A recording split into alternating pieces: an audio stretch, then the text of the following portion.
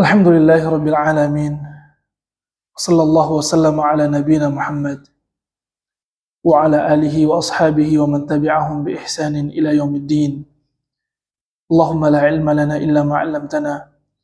Fa'allimna ma yanfa'una wa zidna ilman. Allahumma aslih lana sya'nana kullah wa la takilna ila anfusina tarfata 'ain. Allahumma arinal haqqa haqqan warzuqna ittiba'ah. Wa arinal batila batilan warzuqna ijtinabah. ولا تجعل الأمر ملتبسا علينا فنضل أما بعد إخواني وأخواتي في الله رحمني ورحمكم الله جميعا. Kita pagi ini insyaallah ta'ala akan sedikit membicarakan terkait makna atau kandungan dari firman Allah Subhanahu wa taala dalam surat Al-Fatihah. Ketahuilah jemaah yang dirahmati Allah,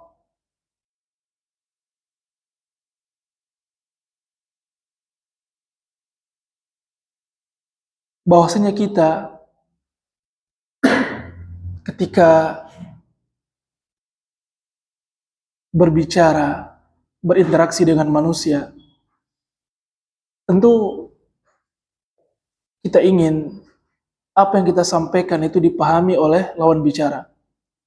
Dan juga sebaliknya, apa yang dibicarakan oleh lawan bicara bisa kita pahami.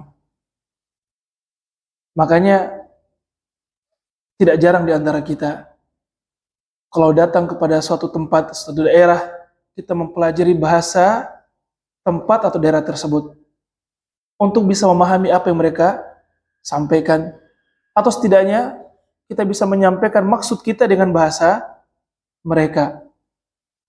Begitu pula ketika kita membaca buku, membaca koran, membaca majalah, tentu kita ingin apa yang kita baca bisa kita pahami, bisa kita maknai. Karena kalau seandainya pembicaraan yang disampaikan kepada kita tidak kita pahami, apa yang kita baca tidak kita pahami, maka sia-sia. Kalau seandainya kita butuh untuk memahami pembicaraan orang lain, percakapan orang lain, bahasa orang lain, maka kebutuhan kita untuk memahami Al-Quranul Karim itu harus lebih utama. Harus lebih apa? Utama. Karena wahyu Allah Subhanahu wa taala berupa Al-Quran merupakan sumber kehidupan hati, kehidupan jiwa, keselamatan di dunia dan di akhirat. Maka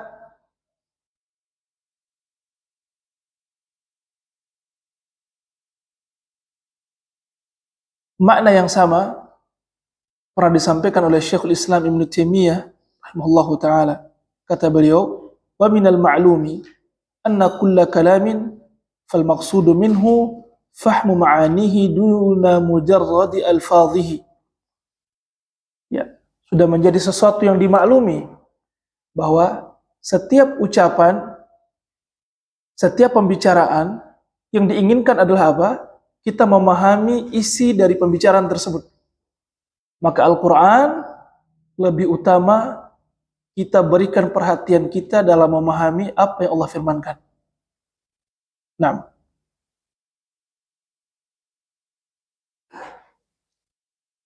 kendati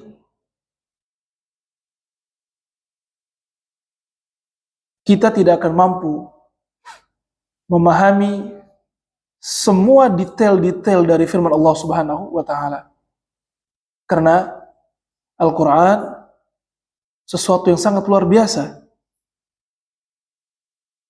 Sesuatu yang tidak bisa dijangkau secara menyeluruh oleh makhluk. Manusia hanya mampu memahami Al-Quran sesuai kadar keilmuan yang sampai padanya. Makanya kita melihat para ulama yang mengarang tafsir Al-Quran, maka dari zaman dahulu sampai hari ini tidak ada yang mampu menulis tafsir Al-Quran dengan sedetail-detailnya. Di sana ada ulama yang memberikan perhatian kepada Al-Quran dari sisi bahasanya. Di sana ada ulama yang menaruh perhatian kepada Al-Quran dari sisi penjelasan hukum-hukum syar'inya. Di sana ada para ulama yang memberi perhatian kepada Al-Quran dari sisi balaghahnya, sastra Arabnya. Kemudian seperti itu dan yang semisalnya. Sehingga sebagian ulama menyebutkan, bisa jadi saat ini saya membaca Al-Quran, yang terlintas di benak saya, 1-2 makna. Kemudian ketika saya membaca ayat yang sama, di kesempatan yang lain, terlintas di benak saya, makna yang lain. Maka makna Al-Quran tidak bisa dijangkau semuanya oleh hamba-hamba Allah Subhanahu wa Ta'ala. Akan tetapi hamba Allah hanya bisa menjangkau mujmalul ma'ani, makna-makna global yang bisa dijangkau oleh akal manusia, yang bisa dijangkau oleh akal manusia, sehingga dengannya dia bisa mentadaburi Al-Quranul Karim. Nah, kemudian jemaah yang dirahmati Allah, surat Al-Fatihah adalah surat yang sangat masyhur, yang hampir setiap muslim yang beriman kepada Allah Subhanahu wa Ta'ala dan hari akhir mengetahuinya. Kita kenal surat Al-Fatihah dengan namanya Al-Fatihah. Mengapa demikian? Karena surat ini adalah surat pembuka dari Al-Quran. Surat pembuka dari apa? Al-Quran. Al-Fatihah adalah pembuka.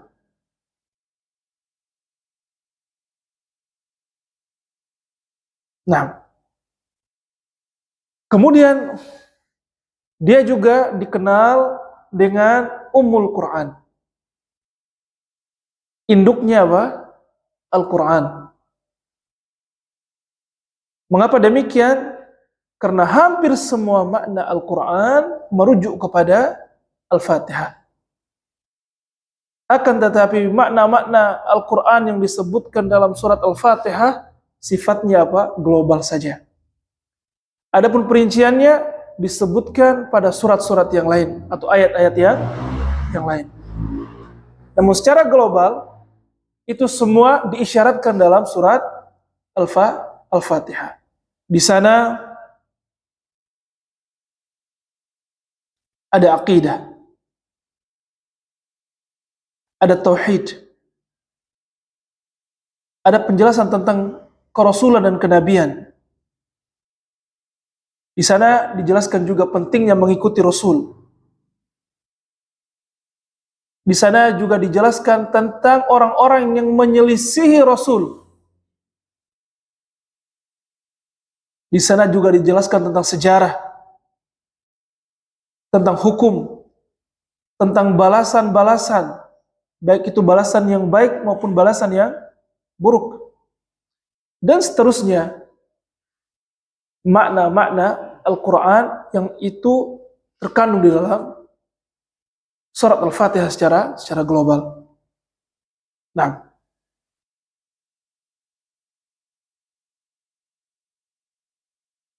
kalau kita melihat Al-Quran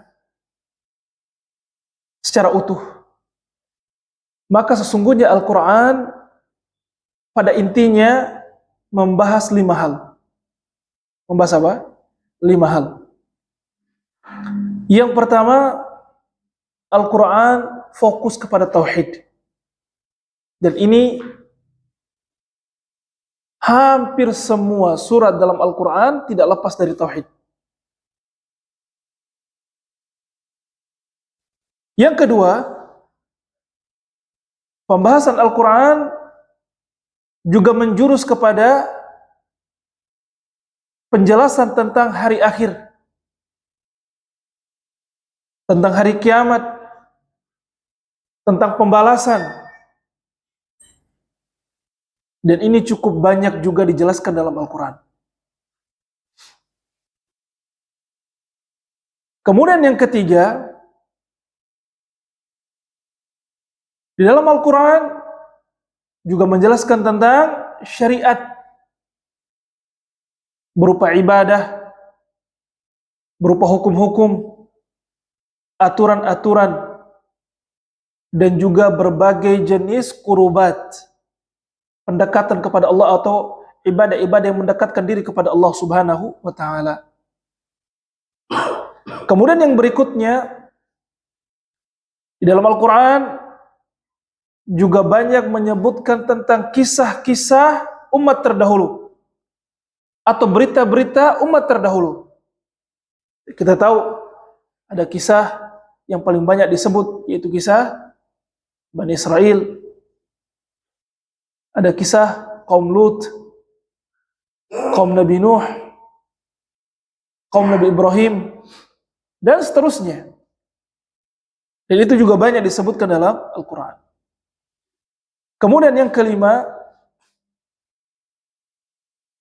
yaitu berita tentang surga dan apa yang ada di dalamnya, dan neraka dan apa yang ada di dalamnya. Ini kurang lebih 5 kandungan global Al-Quran. Pertama tentang tauhid, kemudian yang kedua tentang hari kiamat, kemudian yang ketiga tentang syariat, yang keempat tentang kisah dan berita-berita umat terdahulu, dan yang keenam tentang surga dan neraka. Jelas kira-kira? Nah. Kemudian nama yang lain dari nama Al-Fatihah yaitu Sab'ul Mathani, 7 ayat yang terus dilantunkan. 7 ayat yang terus dilantunkan. Kenapa disebut Sab'ul Mathani? Karena Al-Fatihah adalah surat yang senantiasa dibaca dan dilantunkan di setiap salat, baik salat fardu maupun salat sunnah. Bahkan menurut jumhur mayoritas ulama bahwasanya membaca surat Al-Fatihah dalam salat hukumnya wajib. Dia di antara rukun dari rukun-rukun salat. Barang siapa yang meninggalkan membaca surat Al-Fatihah secara sengaja, maka solatnya keseluruhan tidak sah. Barang siapa yang kelupaan surat Al-Fatihah dalam 1 rakaat, maka rakaat tersebut tidak dianggap. Jelas kira-kira? Nah.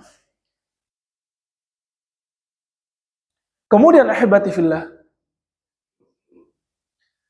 di antara keistimewaan surat Al-Fatihah, ya, nama-nama surat Al-Fatihah sudah.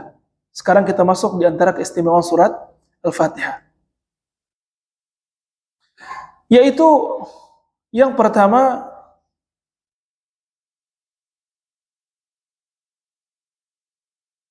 surat Al-Fatihah mencakup makna global Al-Quran.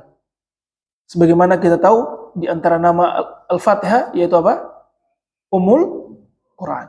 Jadi dia mencakup makna global dari Al-Quran itu sendiri. Yang kedua, dia adalah surat yang paling agung dan paling mulia yang pernah ada di dalam Al-Quran.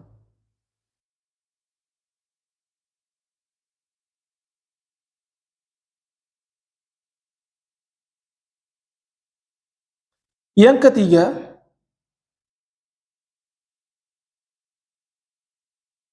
bahwasanya Allah Subhanahu wa Ta'ala tidak menurunkan pada Injil, pada Taurat, dan juga pada Al-Quran semisal surat Al-Fatihah. Jadi pada Injil dan Taurat tidak ada surat seperti Al-Fatihah. Keagungannya, kemuliaannya. Dan pada Al-Quran pun demikian selain Al-Fatihah.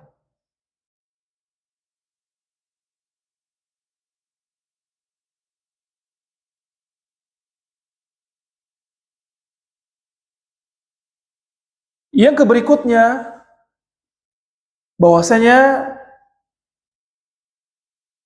Al-Fatihah rukun dari rukun-rukun salat.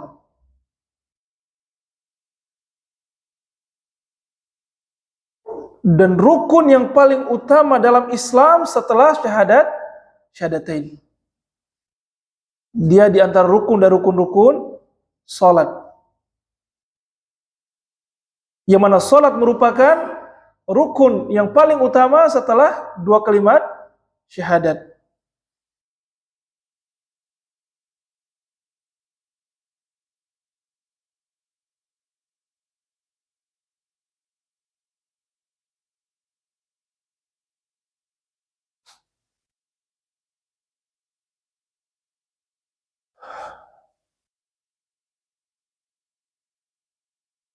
Kemudian yang kelima,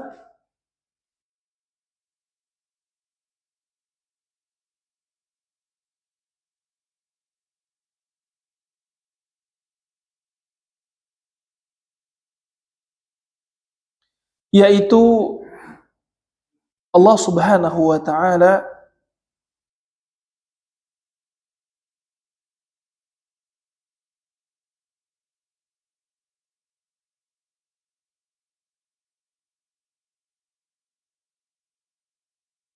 memberikan kesempatan kepada hambanya untuk berdialog dengannya melalui surat Al-Fatihah.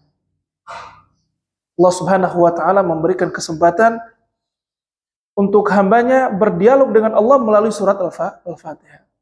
Dalilnya apa?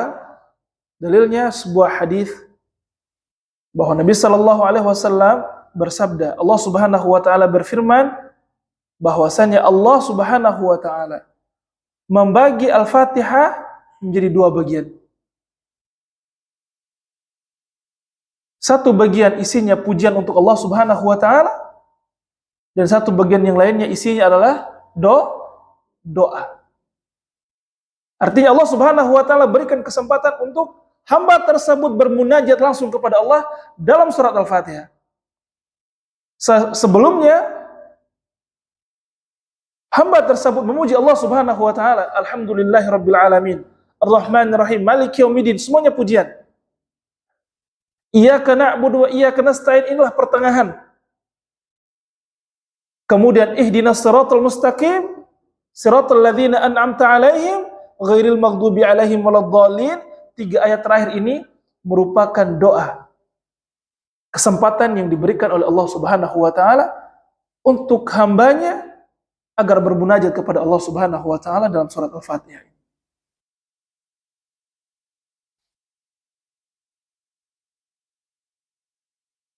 Kemudian jamaah yang dirahmati Allah,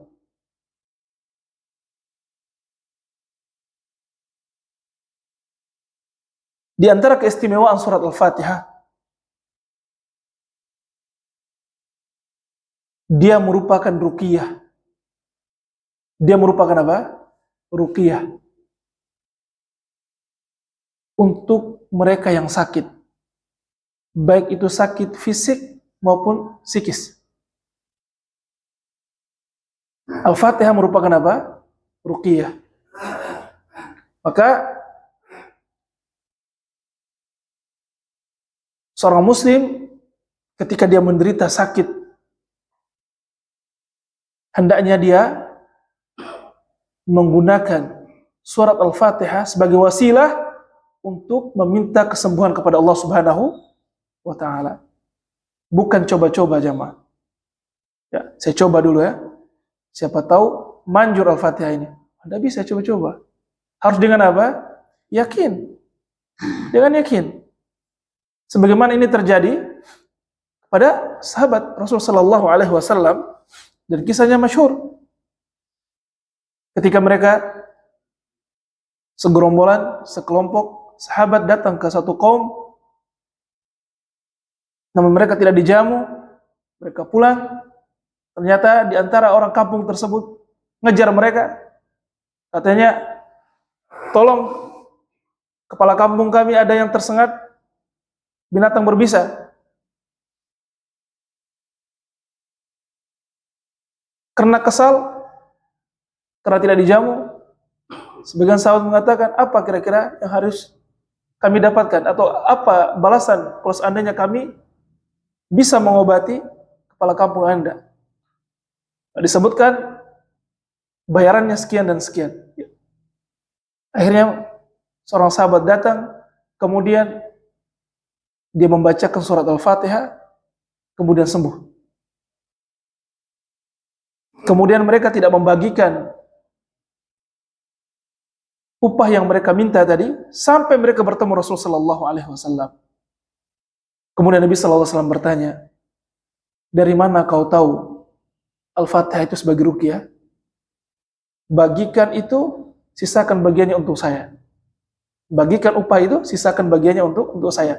Pertanyaan Nabi bukan Nabi bertanya karena Nabi nggak tahu, bukan. Tapi Nabi takjub. Artinya orang ini paham dengan kandungan Al-Fatihah sehingga dia mampu menggunakan Al-Fatihah sebagai wasilah meminta kesembuhan kepada Allah Subhanahu wa taala. Nah,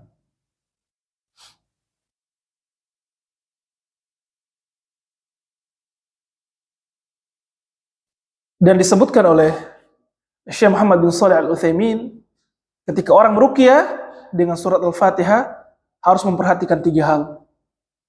Yang pertama,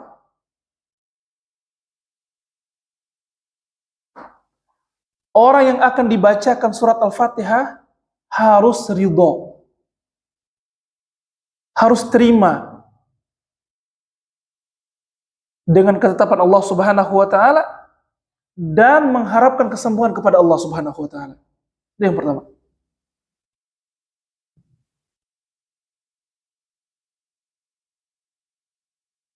Karena kalau seandainya orang yang dibacakan surat Al-Fatihah dia juga nggak mau, ya, atau dia mau tapi dia tidak menyerahkan dirinya kepada Allah Subhanahu wa taala, maka katakan kepadanya, bagus ente pergi aja ke rumah sakit. Karena nggak akan ada manfaatnya Anda bacakan kepadanya surat Al-Fatihah, dia nggak mau nerima. Nah,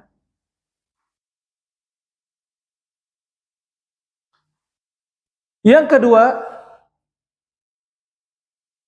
orang yang membacanya harus orang yang yakin. Bagaimana dia bisa mengobati orang sedangkan dia sendiri tidak yakin?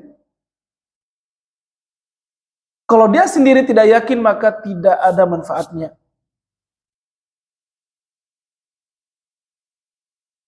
Nah, kemudian yang ketiga, bacaannya harus benar. Tajwidnya harus benar. Maka jamaah yang dirahmati Allah, terkait poin yang ketiga ini, saya di beberapa kajian sering menekankan kepada kaum muslimin, antum kalau seandainya tidak bisa mempelajari Al-Quran 30 juz, minimal antum tertil membaca surat Al-Fatihah. Antum baca surat Al-Fatihah dengan tertil, tajwidnya benar, cukup udah. Dan membaca surat-surat pendek yang bisa digunakan dalam salat. Jangan kasih porsi ngajarin Al-Fatihah anak-anak kita kepada guru ngaji. Kenapa? Pahala diambil semua sama dia. Anak ini aset, istri ini aset, maka yang mengajarkan tertil surat Al-Fatihah siapa?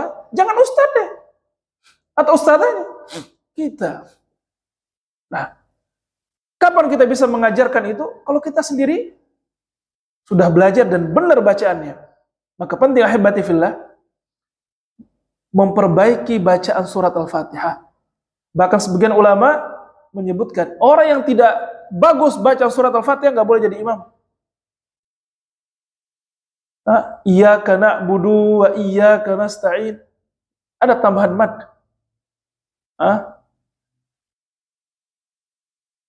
Kemudian kekeliruan-kekeliruan yang lain misalkan ihdinas siratal mustaqim, mustaqim. Tidak ada huruf ta di situ, huruf ta dia baca huruf apa?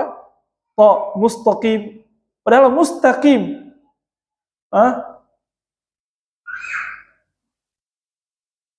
Dan seterusnya, kesalahan-kesalahan dalam pembacaan surat Al-Fatihah. Maka setiap muslim hendaknya dia mempelajari bagaimana membaca surat Al-Fatihah dengan baik. Karena ini urgent, jemaah. Bacaan yang wajib dibaca dalam apa? Salat.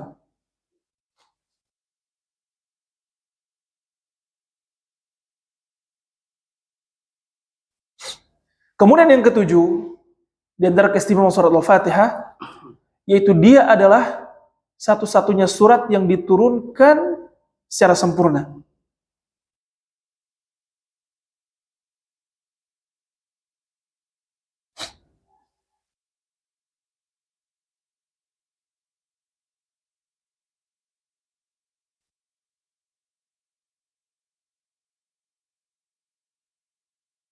Nah, kemudian yang kedelapan, yang terakhir,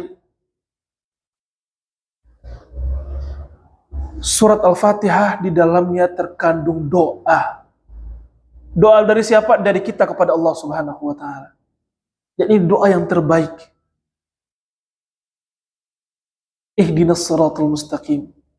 Siratal ladzina an'amta 'alaihim ghairil maghdubi 'alaihim waladdallin.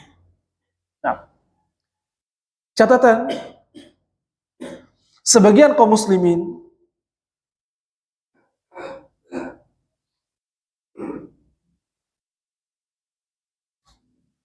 terkadang mengakhiri pertemuannya dengan apa? Membaca surat Al-Fatihah. Atau mengawali doanya dengan membaca surat Al-Fatihah. Al-Fatihah.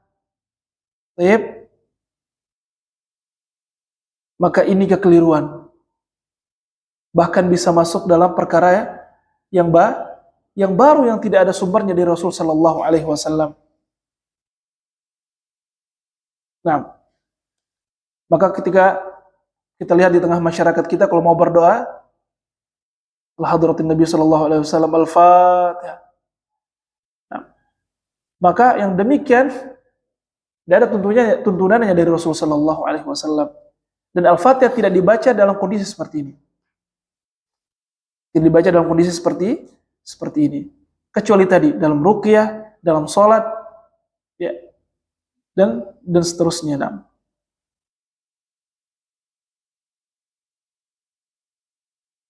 Dan juga tidak dibenarkan orang mulai khutbah dengan surat Al-Fatihah. Dan subhanallah, perbuatan bid'ah kalau sudah dimulai, maka tinggal tunggu waktu akan muncul bid'ah-bid'ah yang lain. Antum lihat, nggak tahu di Kupang ini ada atau enggak. Di tempat kita di Ende itu, ketika sudah selesai qomat, maka biasanya imam itu akan berselawat kemudian baru takbir. Sekarang nambah bid'ahnya. Setelah selawat, dia baca Al-Fatihah. Qul huwallahu ahad, qul a'udzu birabbil falaq, qul a'udzu birabbin nas. Subhanallah. Tidak membaca ayat kursi aja sekaligus. Atau Al-Fatihah dan Al-Baqarah dan tidak salat kita jamaah. La haula wala quwwata illa billah. Nah, karena syaitan suka yang seperti itu. Maka hendaknya kaum muslimin untuk hati-hati. Hati-hati dengan perbuatan-perbuatan bid'ah. Karena syaitan ketika memberikan kesempatan atau mendorong kita pada satu bid'ah dan kita sudah mulai nyaman dengan bid'ah tersebut, dia akan buka pintu bid'ah yang lain. Antum lihat aja di masyarakat. Antum lihat ada satu bid'ah yang dia kerjakan, antum lihat aja. Nanti setahun kemudian akan muncul bid'ah yang baru. Dan seterusnya. Hari ini cium tangan cuma di punggung begini. Besok ini kiri kanan, jari-jari yang satu dua tuh. Yep. Cium tangan penghormatan tidak masalah jamaah. Akan tetapi berlebihan Dan itu biasa dilakukan oleh sebagian guru. Ya, dia sodorkan tangannya kepada anak wanita yang sudah balik, sedangkan dia laki-laki. Keenakan dicup-cup, keenakan dia depan lagi, samping juga. Padahal itu haram ya. Bahkan ada sebagian guru, naudzubillah min dzalik, yang laki-laki nggak punya rasa malu. Anak perempuan muridnya itu dikecup kepalanya. Besok malam ini atau hari ini kecup kepala, besok mungkin kecup pipi lagi, besok lagi yang lain, besok lagi yang lain, dan seterusnya seperti itu. Keburukan, kemaksiatan akan memanggil saudaranya. Sebagaimana kebaikan juga akan memanggil saudaranya. Antum terbiasa sholat 2 rakaat sebelum subuh. Antum yakin ketika zuhur antum akan termotivasi sholat 2 rakaat sebelum zuhur. Setelah zuhur juga demikian. Antum terbiasa puasa Senin, Kamis. Yakin ketika antum terbiasa, antum akan termotivasi untuk puasa Daud, puasa Ayyamul Bid, dan seterusnya. Kebaikan akan memanggil saudaranya, keburukan pun demikian. Jelas kira-kira? Nah, sekarang kita masuk kepada surat Al-Fatihah. Kita disunahkan sebelum membaca Al-Quran untuk mengucapkan A'udzu billahi minasyaitonir rajim. A'udzu billahi minasyaitonir rajim. Apa maknanya? Maknanya kita memohon perlindungan kepada Allah Subhanahu wa taala dari syaitan.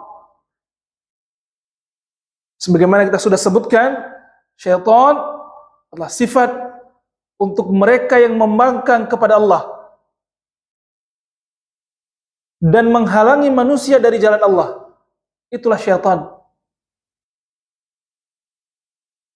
Di antara sifat syaitan itu ar-rajim. Apa itu ar-rajim? Ar-rajim itu terlaknat, yang jauh dari rahmat Allah Subhanahu wa taala. Maka ketika kita hendak membaca Al-Quran, kita memohon perlindungan kepada Allah dari syaitan dan sifat syaitan yang seperti itu, yang terlaknat dan jauh dari rahmat Allah Subhanahu wa taala. Karena kita pengen dekat kepada rahmat Allah Subhanahu wa taala.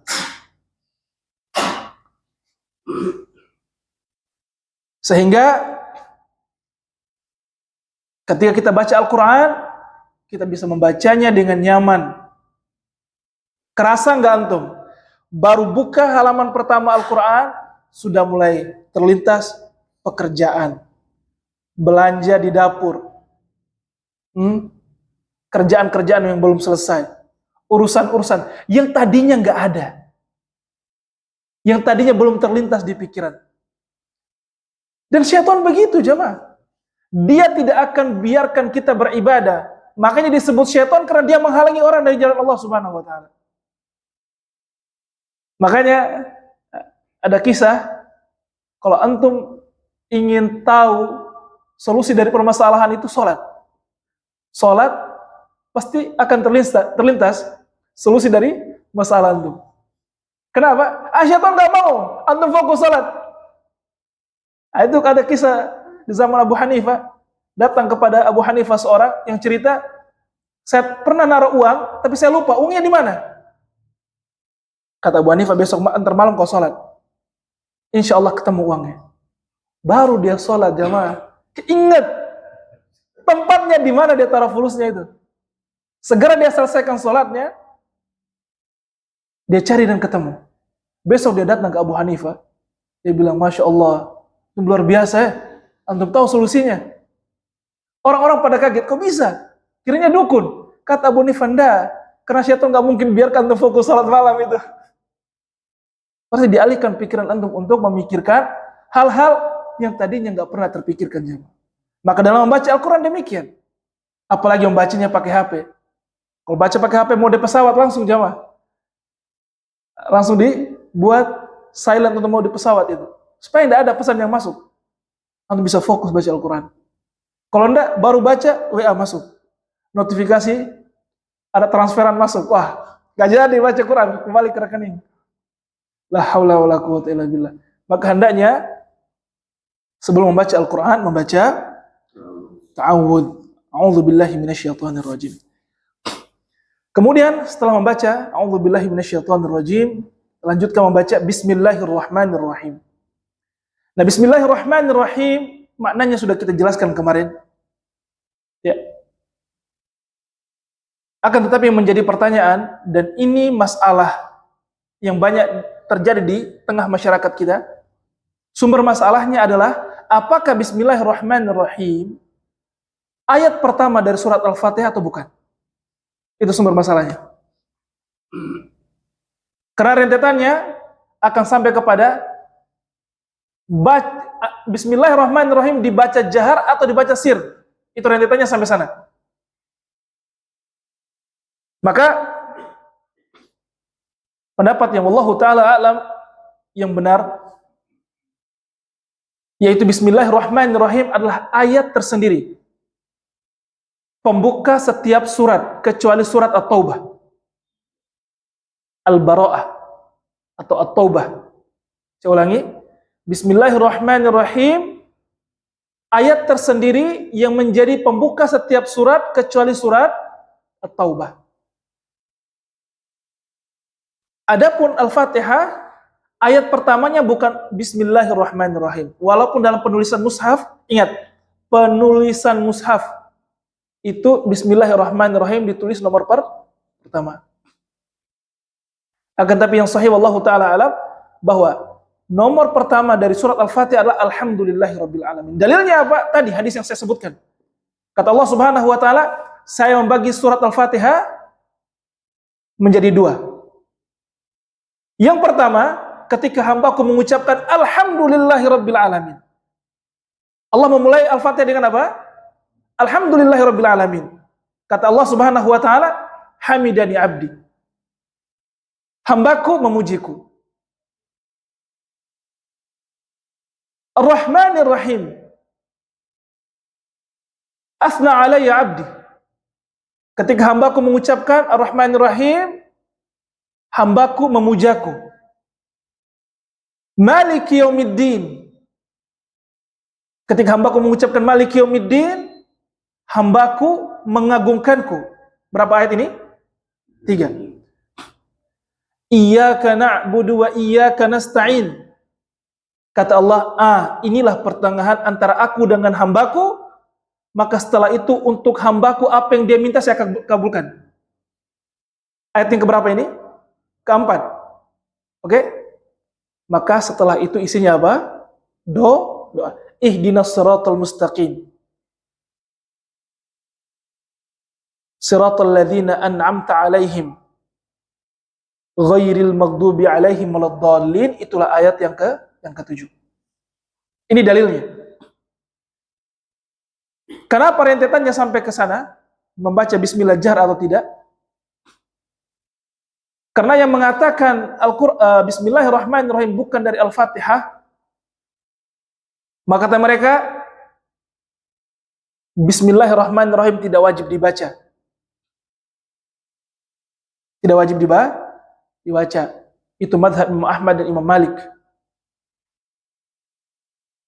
Yang mengatakan bismillahirrahmanirrahim bagian dari Al-Fatihah sehingga wajib dibaca ke dalam salat karena Al-Fatihah adalah rukun salat, ini mazhab Syafi'i.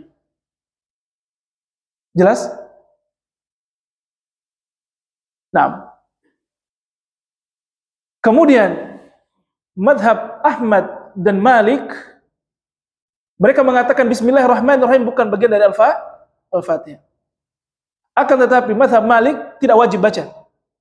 Artinya tidak membaca. Tapi mazhab Ahmad membaca apa? Sir. Kenapa? Karena kata mereka, pertama, mengikuti contoh Rasul sallallahu alaihi wasallam. Karena Rasul sallallahu alaihi wasallam sebelum membaca Al-Fatihah membaca bismillahirrahmanirrahim. Kenapa sir? Kenapa tidak jahar? Kata mereka, karena Al-Fatihah dibaca jahar karena dia adalah rukun. Oke? Kenapa dibaca sir? Karena dia mirip dengan doa iftitah. Doa iftitah itu sunnah hukumnya. Dan dibaca apa? Sir. Maka supaya tidak tercampur antara bismillah ini dengan Al-Fatihah, dibaca sir juga. Sehingga serupa dengan apa? Doa iftitah, hukumnya sunnah. Karena kalau seandainya dibaca jahar, maka akan dimengerti bahwasanya bismillahirrahmanirrahim hukumnya apa? Wajib. Jelas kira-kira? Jelas kira-kira? Nah. Alhamdulillahi Rabbil Alamin.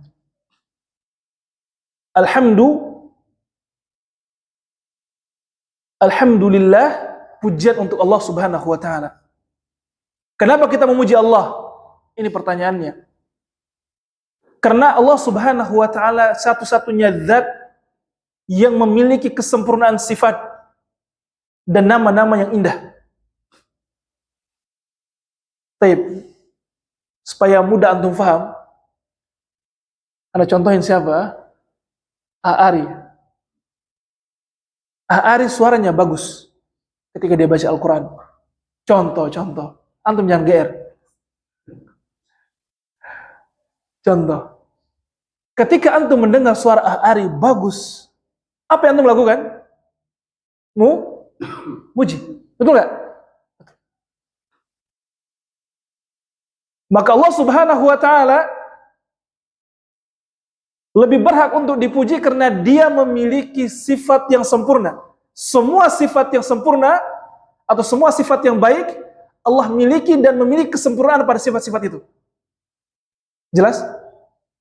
Dan juga Allah Subhanahu wa Ta'ala memiliki nama-nama yang indah.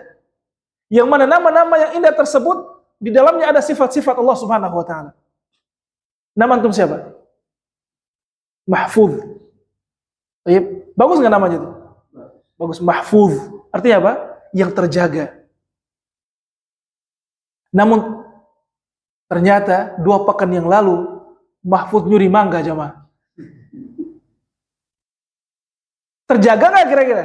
Nah, sesuai nggak dengan namanya tuh? Nah, dia nggak menjaga dirinya dari perbuatan haram. Betul nggak? Nama siapa? Nama Jamil. Atau Jamilah. Jamilah perempuan, nama Jamilah. Jamilah artinya indah. Tapi dia masuk salon satu warna oranye, satu warna ungu, satu warna. Itu bukan Jamilah, itu stres. Maka nama makhluk terkadang nggak sesuai dengan sifatnya, akan tapi Allah Subhanahu wa Ta'ala enggak. Nama-nama yang indah yang semuanya terdapat sifat Allah Subhanahu wa Ta'ala. Jelas kira-kira? Nah, dan kenapa Allah Subhanahu wa Ta'ala dipuji? Karena Allah Subhanahu wa Ta'ala yang memberikan semua nikmat yang kita rasakan. Tidak ada satupun kebaikan dari dunia ini yang ada pada kita kecuali semua dari Allah Subhanahu wa Ta'ala. Fama bikum min ni'matin faminallah. Tidak ada nikmat yang kalian rasakan kecuali dari Allah. Selesai.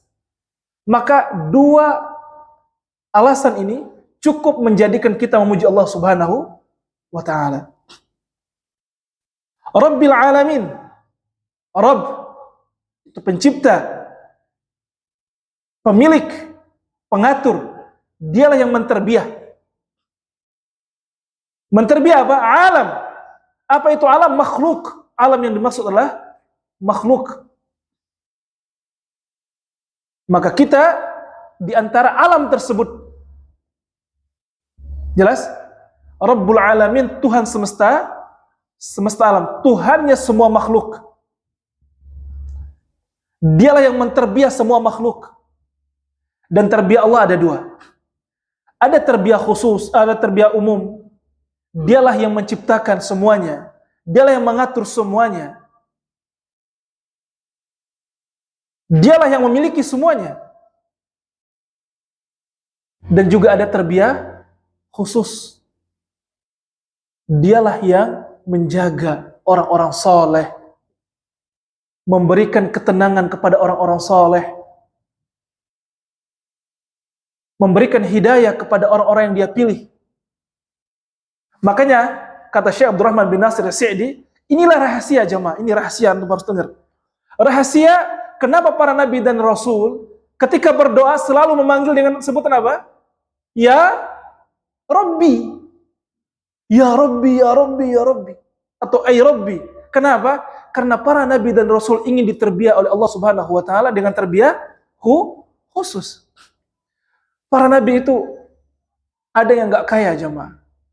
Di antara terbiah khusus Allah jadikan dia kaya hati. Karena bahagia itu bukan pada harta, bukan pada kemegahan dunia. Ketika Allah Subhanahu wa taala bisa menterbiah atau memterbiah seorang hamba dengan terbiah khusus, Allah tenangkan hatinya. Allah ringankan bebannya. Allah buat dia bahagia walaupun dia enggak punya apa-apa. Maka inilah terbiah khusus yang Allah berikan kepada wali-walinya, kepada orang-orang saleh, kepada para nabi dan rasul. Nah,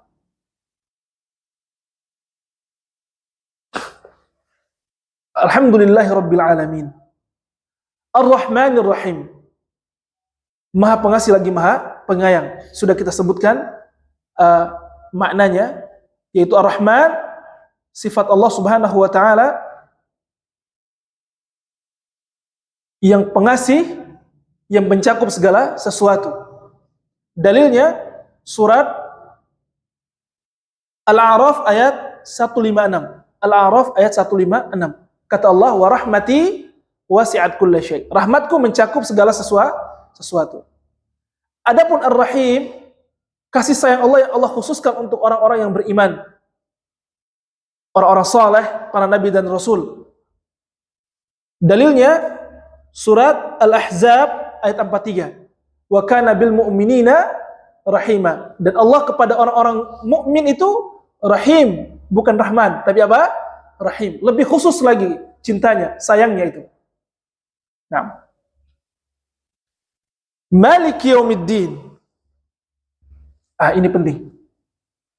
Maliki yaumiddin. Raja. Yaumiddin, din itu artinya hari pembalasan. Yaumul jaza. Yaumul hisab, hari perhitungan. Maliki yaumiddin, raja di hari perhitungan. Raja di hari pembalasan. Sebagian qiraat, bacaan, matnya tidak panjang, tapi dipendekkan. Maliki yaumiddin. Kedua-duanya benar. Maliki yaumiddin dan juga Maliki yaumiddin. Nah, pertanyaannya, mengapa Allah Subhanahu wa taala mengatakan dialah raja pada hari pembalasan? Bukankah Allah Subhanahu wa taala juga raja di dunia ini? Betul nggak? Kenapa di ayat ini Allah Subhanahu wa taala katakan dialah raja pada hari pembalasan? Nah, ada yang paham?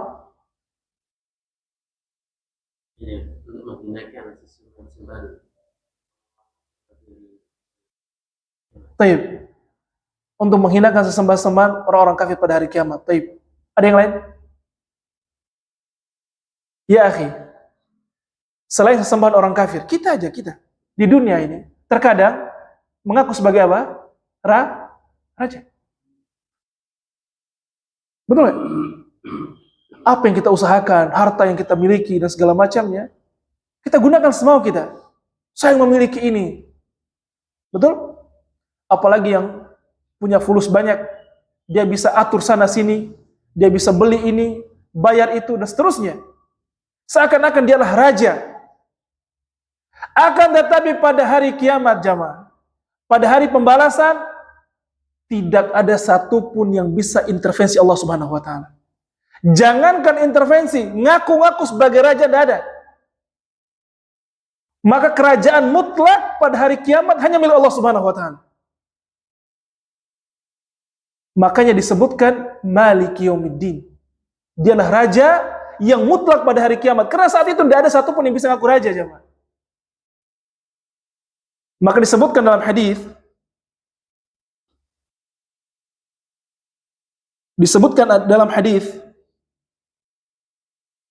bahwa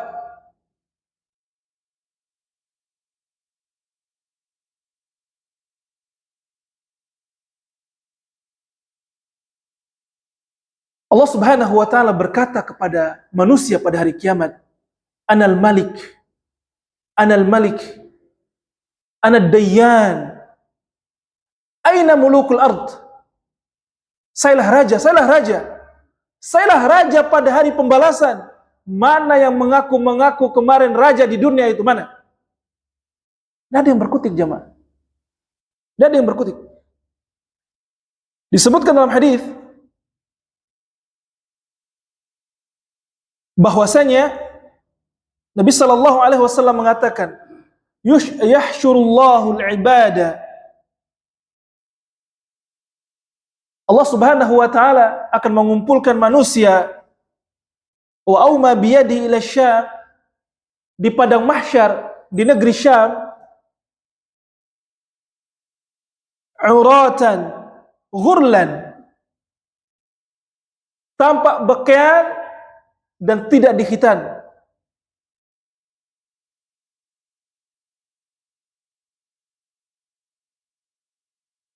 Kemudian mereka dipanggil dengan suara yang jauh seperti dekat mendengar suara tersebut. Yang jauh dari sumber suara seakan-akan sumber suara itu dekat di telinganya. Kemudian panggilan tersebut mengatakan Anal Malik, Anad Dayyan. Sayalah raja pada hari kiamat, pada hari pembalasan. Tidak ada satupun calon penduduk surga bisa masuk surga kecuali dia harus menyelesaikan kezalimannya kepada penduduk neraka yang pernah dia lakukan. Tidak ada satupun calon penduduk neraka bisa masuk neraka kecuali dia harus selesaikan kezaliman yang pernah dia kerjakan kepada penduduk surga. Kemudian ditanya, bagaimana mereka saling membayar ini? Sedangkan mereka itu tidak punya pakaian, harta benda tidak punya. Jangankan harta benda, pakaian pun tidak punya. Apa kata Nabi Shallallahu Alaihi Wasallam?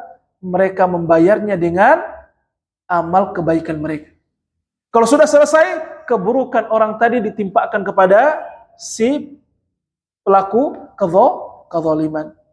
Ya, maka jamaah yang dirahmati Allah, untuk teman-teman yang kerja di instansi pemerintah, yang bertanggung jawab atas kemaslahatan banyak manusia, jangan berlaku zalim. Wallah, antum berlaku zalim, antum akan mempertanggungjawabkan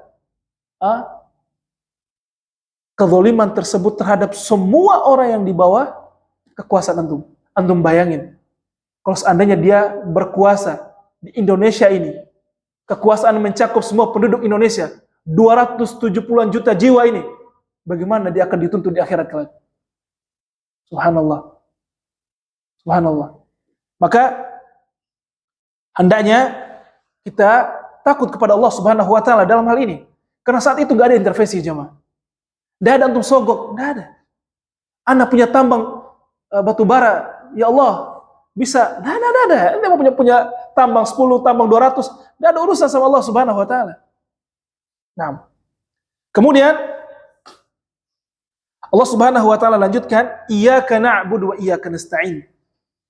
Hanya kepadamulah kami beribadah dan hanya kepadamulah kami mohon pertolongan. Iyyaka na'bud, itulah ikhlas dalam ibadah. Iyyaka nasta'in, ikhlas dalam memohon pertolongan. Iyyaka na'bud, makna la ilaha illallah. Iyyaka nasta'in, itu makna la haula wala quwwata illa billah. Iyyaka na'bud, itu berlepas dari riya dan kesyirikan. Iyyaka na'bud, berlepas dari riya dan kesyirikan. Iyyaka nasta'in, berlepas dari ujub dan kesombongan. Berlepas dari apa? Ujub dan kesombongan. Pertanyaannya, iyyaka na'bud, hanya kepadamu aku atau kami menyembah. Iyyaka nasta'in, hanya kepadamu kami mohon pertolongan. Pertanyaannya, Bukankah meminta pertolongan kepada Allah adalah ibadah? Betul nggak? Mengapa diulang oleh Allah Subhanahu wa taala? Hanya kepadamu lah kami beribadah, sebetulnya cukup. Kenapa harus dibarengi iyyaka nasta'in? Di antara faedahnya jamaah yang dirahmati Allah, bahwa kita beribadah pun butuh pertolongan Allah.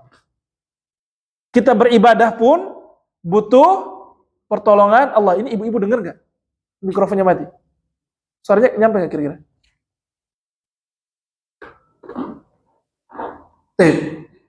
Ini artinya kita beribadah pun butuh pertolongan Allah. Sehingga Allah katakan, iyyaka na'bud, hanya kepadamu lah kami beribadah, iyyaka nasta'in, hanya kepadamu lah kami mohon pertolongan.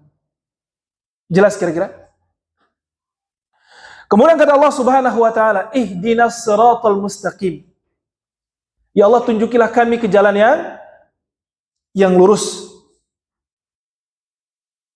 Maksudnya seakan kita berdoa kepada Allah, ya Allah, berikan saya taufik untuk berada di atas jalan yang lurus dan berikan saya taufik untuk bisa menelusuri jalan ini. Pertanyaannya, bukankah kita sudah berada di atas jalan yang lurus? Betul nggak? Islam kurang apa? Kurang lurus apa Islam?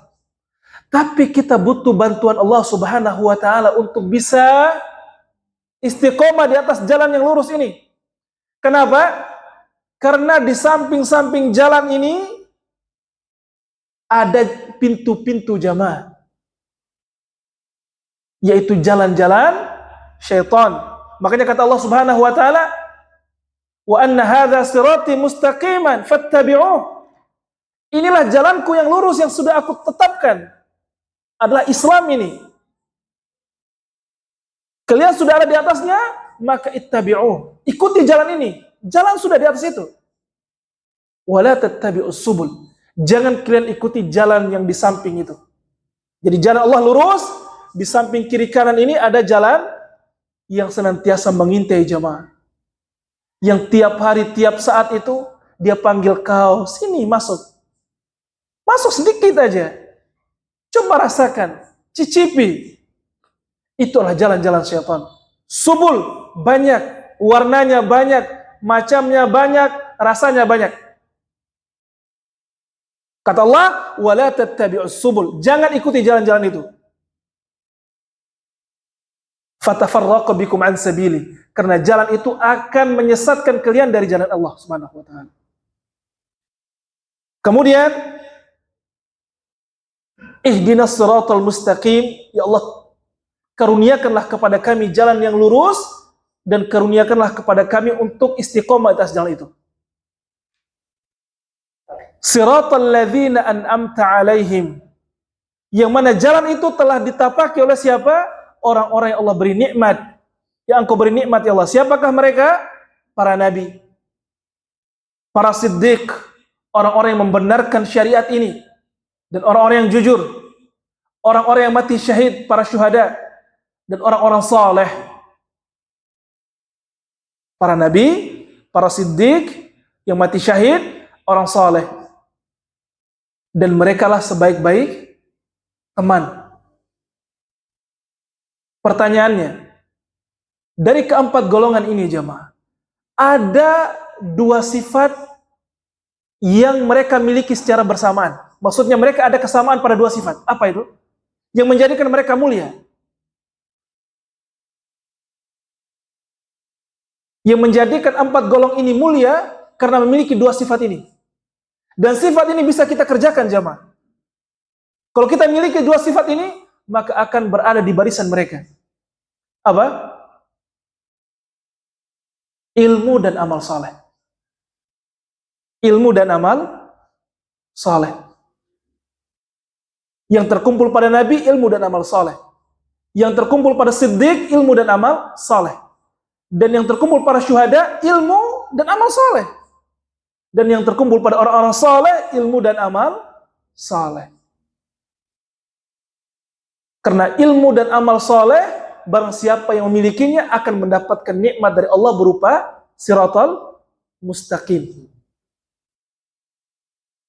Ghairil maghdubi alaihim, bukan jalan orang yang Allah murkai. Bukan jalan yang Allah murkai. Siapakah mereka? Yaitu orang-orang Yahudi dan yang semisal mereka yang berilmu tapi tidak bermanfaat ilmunya. Dia tidak amalkan. Mereka seperti keledai, mikul banyak buku tapi nggak bisa baca. Dia tidak pernah bisa jadi ulama keledai, walaupun mikul Sahih Bukhari. Karena nggak bisa. Dia nggak bisa amalkan. Dia nggak tahu. Dia nggak paham. Ya. Maka orang-orang yang serupa dengan orang Yahudi, yaitu para ulama yang ulama-ulama yang buruk, ulama-ulama yang mengajak manusia kepada kebaikan, dia tidak mengamalkannya. Ulama-ulama fitnah yang menyuruh manusia memberontak kepada pemimpin, dia tidur di rumah dengan istri dan anaknya. Akhirnya kaum muslimin dibantai, dia selamat, sehat walafiat. Itu terjadi, jemaah. Terjadi. Anda lihat di Suriah seperti itu. Dulunya banyak ulama yang berfatwa, kalian harus menuntut hak kalian dan seterusnya. Dibantai semua kaum muslimin, dia pergi liburan dengan istri dan anaknya. Nah, itu ulama ulama fitan yang sembarangan melontarkan ilmu dan tidak pernah memikirkan akibatnya dan tidak mengamalkan. Waladhdallin, yaitu Nasara dan orang-orang yang serupa dengan mereka yang hanya fokus ibadah tapi nggak punya ilmu. Akhirnya ibadah dia apa? Di luar jalur, jamaah. Ibadah dia di luar jalur. Maka kita dapati sebagian saudara kita keluar, assalamualaikum, ayo kita sholat ke masjid. Assalamualaikum, ayo kita sholat ke masjid. Betul, bagus, iya. Akan tetapi orang ini pulang dari sholat ke masjid, minta ke kuburan. Pulang dari sholat ke masjid, minta di pohon. Pakai jimat, ada keris keramat, ada benda keramat. Atau ketika dia sholat, dia nggak tahu baca Al-Fatihah. Dia nggak tahu rukun-rukun sholat, syarat-syarat sah sholat, dan seterusnya. Hanya fokus ibadah. Yang penting, kata dia, yang penting bangun, ucapkan Allah, ruku ucapkan Allah, sujud ucapkan Allah. Bacaannya apa? Anda tahu. Padahal dia muslim dan dia balik, bukan orang yang baru masuk Islam. Maka ini tidak benar, jamaah. Rusak agama ini karena dua sebab ini. Ulama dan orang yang rajin ibadah nggak punya ilmu. Rusak agama ini disebabkan dua kelompok ini. Ulama dan orang yang rajin ibadah tanpa ilmu. Ini kurang lebih jamaah yang dirahmati Allah yang bisa kita pelajari pada surat Al-Fatihah. Makna yang global ini semoga bisa menambah wawasan keilmuan kita dan bisa menambah keistiqomahan kita dalam menapaki jalan siratul mustaqim. Hadza wa sallallahu ala nabiyina Muhammad. Ada pertanyaan? Kita tutup ya. Sudah waktunya juga. Sebagian antum mau kerja dan seterusnya. Subhanakallahumma wa bihamdika asyhadu an la ilaha illa anta astaghfiruka wa atubu ilaik. Assalamualaikum warahmatullahi wabarakatuh.